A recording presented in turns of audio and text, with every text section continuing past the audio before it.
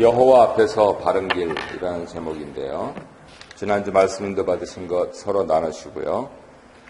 또 다른 아이스 브레이커로는 만약 하나님께서 나에게 땅을 주셔서 내가 집을 짓는다면 어디에 어떻게 지을까 하는 부분들 서로 상상하시면서 나눠보시면 좋을 것입니다. 아버지 우시아와는 달리 요담은 하나님 보시기에 정직한 길을 걸었지만 그의 아들 아하스는 유다의 몇 안 되는 악한 왕 중에 한 사람입니다. 아합처럼 극악무도하다라고 하는 그러한 평가는 받지 않았지만 어떻게 이렇게까지 할 수 있을까라고 하는 그러한 평가를 받은 사람입니다. 그래서 아버지 요담이 겸손하게 거룩한 길을 걸은 것은 잘한 일이지만 그 신앙이, 아버지의 신앙이 백성과 자녀에게 전수되지 못한 것, 그것은 아쉬움을 넘어서 실패였습니다. 그래서 당대 신앙을 지향한다면 기독교는 실패할 수밖에 없습니다. 차세대, 다음 세대, 하나님의 관점에서는 적어도 4대, 사람 관점에서는 3대, 그 정도는 바라보아야 하나님께서 내 인생을 간섭하시고 내 자녀 손들까지도 그렇게 개입하셔서 축복하시고 하는 일들이 일어납니다. 그러니까 오늘 나의 한 생각과 그리고 행동으로 이어지는 일련의 신앙이 내 문제뿐만 아니고 내 자녀와 내 자녀 손들의 문제다라고 하는 것으로 우리의 인식의 범위를 넓히는 것이 좋을 것입니다. 어떻게 그런지 한번 말씀과 나눠보도록 하겠습니다. 요담의 아버지 우시아는 성전에서 직접 분향하려 하다가 나병에 걸립니다. 요담은 이런 아버지의 과오를 반면교사로 삼아 겸손하게 행동했습니다. 요담은 25세에 왕에 올라서 16년 동안 통치를 했는데요. 여호와 보시기에 정직하게 행했습니다. 그래서 본문 6절에 보니까 점점 강해졌습니다. 요담이 아버지 우시아와 다르게 행동한 점 하나가 있다면 무엇입니까? 2절에 보면 여호와의 성전에 함부로 들어가지 않았습니다. 우시아는 왕의 권세를 자랑하면서 교만하게 성전에서 직접 분향하려 하다가 나병에 걸렸지만 요담은 이런 아버지의 잘못을 반복하지 않았습니다. 우시아 왕은 대단한 분입니다. 농업을 발전시켰고 군대를 강화시켰고 예루살렘 성벽을 견고하게 쌓았고 블레셋에서 승리했고 암몬을 공격해서 공물을 받은 소위 말하는 성공한 왕입니다. 재위기간도 오죽깁니까? 50년을 넘었으니까요. 하지만 말년이 문제입니다. 자신의 힘을 자랑하려다가 종교 권력까지 쟁취하려다가 하나님의 징계를 받고 나병에 걸리고 맙니다. 물론 역대기가 제사장들의 관점에서 쓰였기 때문에 제사장들의 어떤 권위 이런 부분들을 강조하는 성경이다라고 하는 것을 감안해 볼 때 과연 그 종교 영역을 보호하기 위해서 그랬던가?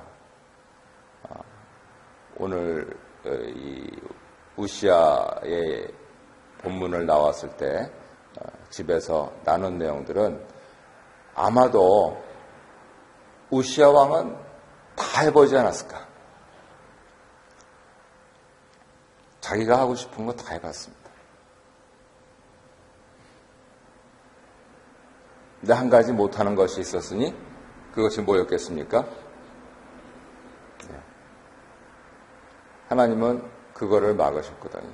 그러니까 결국 성전에서 분향한 것 자체 그 문제가 아니고 자기 범위를 넘는 겁니다.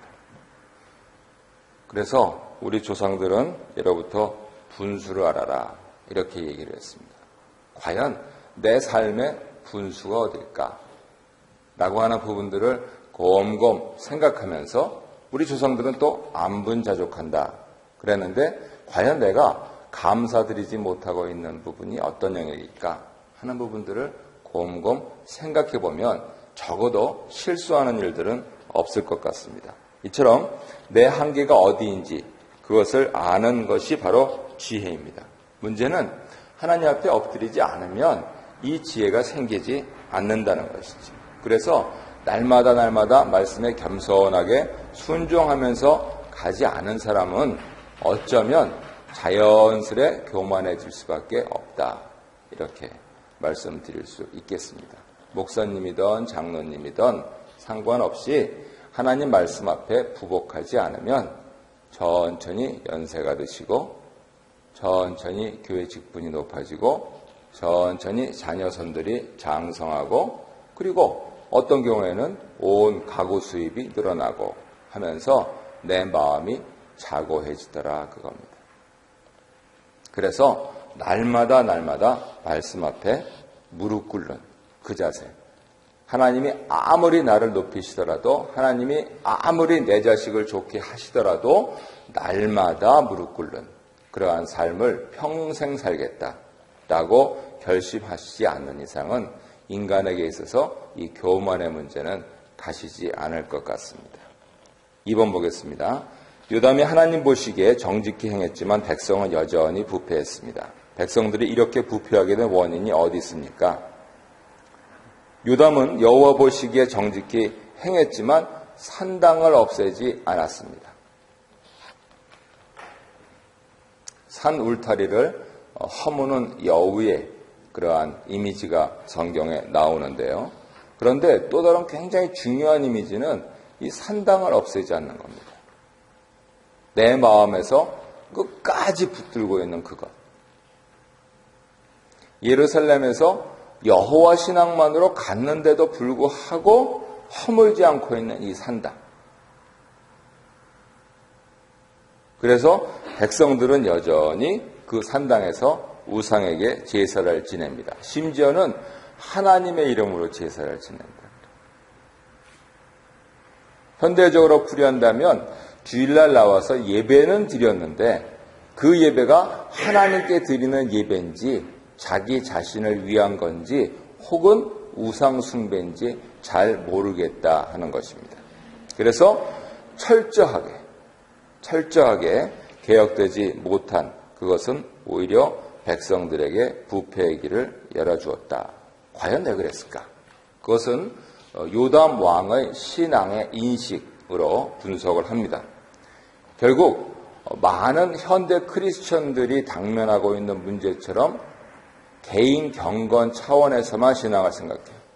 내가 이렇게 하면 되잖아. 내가 주일 성수하면 되고 내가 11조 하면 되고 내가 이렇게까지 하는데 뭘 어떻게 더 하라고. 그래서 나 중심으로 갑니다. 신앙 사상으로는 그것을 대단히 소극적이라고 얘기합니다. 성경은 당대에 잘 먹고 잘 살아라 라고 하는 그러한 처세를 가르치는 하나님 책이 아닙니다. 하나님 말씀은 심지어는 우리가 이민자로서 일세로서 영어도 못하고 고통당하면서 왜 여기까지 와 살고 있느냐라고 자문해 봤을 때 네 자식 때문이다. 근데 문제는 그 자식이 하나님 자식이 되어야 되는 거예요. 그래서 막상 이민 왔고 유학 왔고 했으면 어떻게 내 자식이 하나님 자식이 될 것인가 라고 하는 대로 인식의 지평을 넓히는 것, 그것이 성경을 제대로 읽는 것입니다. 오늘 나의 삶이 풍요롭고 나의 가게가 잘 되고 그래서 내 자녀 용돈 더 줄 수 있다. 그건 세상 부모들도 다 하고 싶은 거죠. 다 하질 못해서 그런 문제 아니겠습니까? 그게 아니고 내 자식이 하나님 자식이고 내 자식의 자식이 하나님 자식이 되는 그날을 볼 때까지 내 눈에 흙은 못 들어간다 라고 하는 신앙 일념으로 가야 된다 하는 것, 그게 성경에 가르치시는 것이죠. 그리고 내 자식만 자식이 아니고 우리 자식. 물론 가족의 가치가 중요합니다. 그런데 그거를 기본으로 하면서 그것뿐만 아니고 나와 너의 자식들을 하나님 자녀로 그렇게 양육하는데 우리가 서로 힘을 합치자 해서 모인 데가 바로 교회 아니겠습니까? 요담 왕은 그런 점에서 본인의 개인 경건은 어떻게 유지했을지 몰라도 영적인 지도자의 삶은 살지 않았습니다. 나만 여호와의 성전에 안 들어가고 전심으로 하나님 섬기면 됐지. 저 사람들 저기 저렇게 산당에서 와가지고 뭐 북치고 꽹가리치고 하는 거 좋아하는데 백성들 좋아하는 걸 왜 왕이 방해하냐 하면서 전체적인 나라의 기강은 잡질 못했습니다. 그 결과 이것 하나 용인되고 저것 하나 열리고 하면서 음란한 혼합 종교가 돼버렸죠. 이런 계산도 있었을 것입니다. 국무총리의 자녀가 산당 가서 제사하는 걸 더 좋아하니 그런 거 막으면 결국은 불똥이 어디로 튑니까? 국무총리와 나와의 관계에 문제가 생기니 넘어가자. 어쩌면 그랬을 수도 있습니다. 그 결과는 어떻게 됐습니까? 자기 자녀가 유대 역사에서 매우 악한 왕이 됐습니다. 왕의 자녀는 누구하고 사귀겠습니까? 국무총리 자녀하고 사귀겠지요. 그래서 서양 속담에서는 그 사람 친구를 보라고 하지 않았습니까? 결국은 그냥 불편하게 이렇게 만드냐라고 했던 일이 내 자녀를 양육하는 일에 결정적인 실수로 그렇게 다가오게 될 수도 있는 것입니다. 그래서 지도자는 개인의 삶을 넘어서 공동체가 나아가야 할 신앙 방향, 이것을 제시할 수 있어야 됩니다. 이게 비전이에요. 주보에도 100명의 80%입니다. 라고 물리적인, 물질적인 그러한 부분들을 말씀을 드리고 있습니다만 그것은 왜 하느냐 하면 우리가 이 계량화될 수 없는 신앙의 열정, 열도 이걸 좀 높이자. 아니 나 잘하고 있다고. 그거 가지고 부족하다고. 우리가 다 같이 해야 된다고. 그 말씀입니다. 그래서 요담의 삶의 아쉬운 점, 그것이 결국은 자기 자녀 양육에 어떠한 걸림돌이 되었는가 하는 점, 이 점을 꼭 배워야 될 것 같습니다. 우리 다 함께 나눔 1번 읽겠습니다. 시작. 내 신앙을 깊이 성찰하면서 동시에 공동체의 경건을 진지하게 살피고 있습니까? 아름다운 신앙의 유산을 공동체 후배들에게 전수하기 위해 해야 할 일이 무엇인지 서로 나눠봅시다. 그래서 짧은 용어지만 우리 자녀들 사랑하면서 돌아가실 때까지 주일학교 반사하시는 분 한 분 나오시면은 그 교회는 성공한 겁니다. 아흔이 되어서 예를 들어서 미도 이제 더 이상 올라가지 않지만 결국 발성이 안 되실 때까지 성가대 서시면 그 교회는 건강한 겁니다. 서양교회들 죽어간다 이러는데요. 우리 한인교회들 큰 소리 칠 거 없습니다. 서양교회 한번 가보셔서 저분 연세에 저렇게 하시는 걸 보니 참 진정한 신앙인이다 라고 하는 그러한 감명을 받지 않을 수가 없습니다.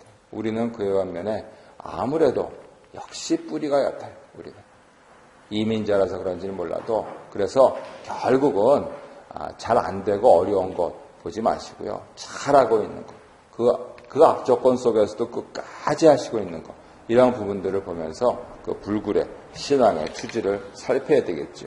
하지만 여전히 이 개인주의, 서양의 개인주의 때문에 자녀들은 18살 되면은 다 지부에서 출가하고 자신들은 출가한다 그러는데 가출하는 게 되겠지요.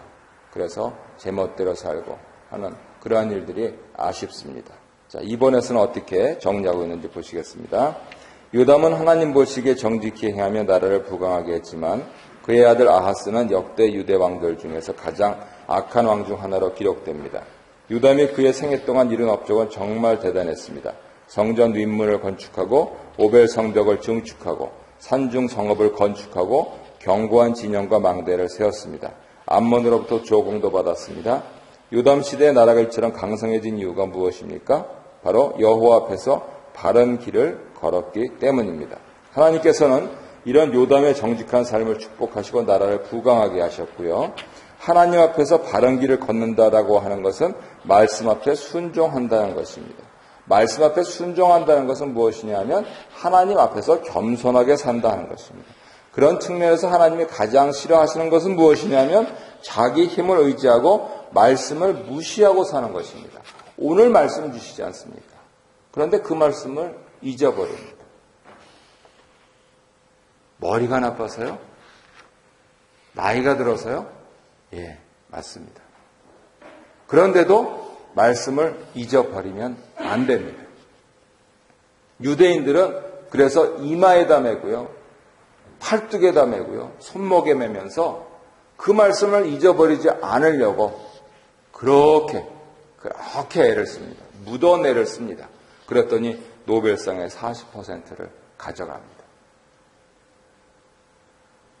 그래서 우리가 한인 이민자로서 어떻게 겸손한 삶을 살아야 될까? 즉, 어떻게 말씀을 잊지 않고 살 수 있을까?